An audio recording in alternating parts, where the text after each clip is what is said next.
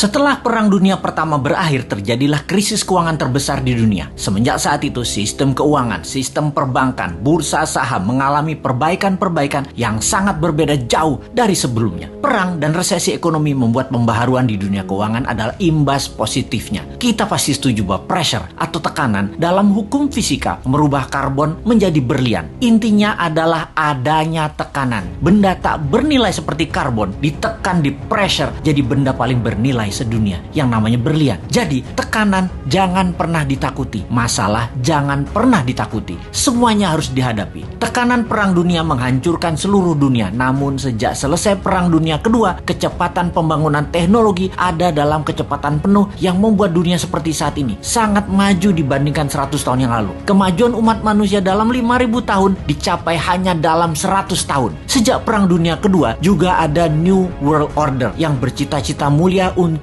tidak ada lagi Perang Dunia Ketiga, ingin membuat dunia damai. Dan New World Order tadi di bawah kendali negara pemenang Perang Dunia Kedua, yaitu Amerika dan sekutunya. Lalu sejak tahun 2013 dunia punya penantang baru, penantang New World Order, namanya Tiongkok. Selama 300 tahunan Tiongkok menguasai perdagangan. Tiongkok kemudian dikerjain sama Eropa di awal abad 20, dihajar Jepang, sehingga dalam 200 terakhir penjajahan Eropa membawa kemunduran bagi Tiongkok. Deng Xiaoping kemudian punya ambisi besar, yaitu rebut kembali perdagangan dunia di bawah kendali Tiongkok. Dan kemudian faktanya adalah dalam 40 tahun, sejak tahun 1989 hingga saat ini, Tiongkok membuktikan telah menjadi negara perdagangan nomor 1 di dunia lagi. Menjadi negara kedua terkaya di bawah Amerika. Dan di tahun 2013, Tiongkok mulai ekspansi ekonominya. Strategi mencaplok ekonomi itu namanya BRI atau Belt Road Initiative, atau juga dikenal dengan nama lain, OBOR, One Belt One Road. Dunia diikat atau di belt menjadi satu, semuanya ke arah Beijing. Negara di bawah Tiongkok diperlakukan seperti provinsinya Tiongkok, sampai menggunakan yuan mata uangnya. Banyak negara Afrika, Asia, Amerika Latin yang mulai dikendalikannya. Memang ekonominya negara tersebut terlihat maju, tetapi hanya fisiknya saja yang maju, yaitu gedung, jalanan, namun kedaulatannya terambil, terutama uangnya. Sungguh, darahnya ekonomi adalah uang, dan uangnya itu harus pakai yuan. Di tahun 2016, seorang Sontoloyo yang namanya Trump menang presiden di Amerika, dan selama 4 tahun terjadilah perang dagang yang dimenangkan Amerika secara telak. Tiongkok tidak tinggal diam. Globalis cabal yang sejak lama bersama mereka memilih presiden lemah yang namanya Biden dan dimenangkan. Amerika mendadak menjadi mitra Tiongkok kembali saat ini. Pada saat PKC, Partai Komunis Tiongkok, beberapa minggu yang lalu ulang tahun ke-100, Xi Jinping dengan berani mengatakan akan memenggal kepala negara yang berani membuli Tiongkok, akan mengambil kembali Taiwan, Hong Kong, dan Macau. Bukan one country two system, tetapi one country Tiongkok only, dan menyiapkan 1000 silo tempat peluncuran roket berhulu ledak nuklir. Saat ini dunia dalam keadaan Perang Dunia Ketiga melawan virus, akan menjadi perang militer Perang Dunia Ketiga sesungguhnya. Pernyataan sederhana dari pakar intelijen yang mengatakan, kalau Amerika tidak serang Tiongkok sekarang, mendiamkan Tiongkok sampai 10 tahun ke depan, Amerika tidak akan pernah menang perang dengan Tiongkok. Tiap tahun Tiongkok akan semakin kuat dan semakin kuat. Indonesia bagaimana? Pepatah gajah berkelahi dengan gajah, pelanduk mati di tengahnya. Jangan sampai terjadi. Amerika dan Tiongkok berperang, jangan sampai Indonesia jadi pelanduk mati di tengahnya. Kita harus segera berdaulat. Ambil kesempatan ini untuk berdaulat. Inilah masa yang tidak ada lagi yang terbaik dibandingkan masa ini. Pertama, Bappenas membuat perhitungan dengan rinci. Berapa cost accountingnya untuk Indonesia menjadi negara superpower di tahun 2045? Berapa biayanya? Buat 3 step. Menjadi negara berdikari di tahun 2025, menjadi negara maju 10 tahun kemudian dengan dasa chip hingga tahun 2035, dan menjadi negara superpower di tahun 2045. Step pertama adalah menjadikan Indonesia negara berdikari, mampu berdiri di atas kaki sendiri hingga tahun 2025. Memerlukan uang katakanlah 6.000 triliun, yang 50%-nya untuk UKM ekspor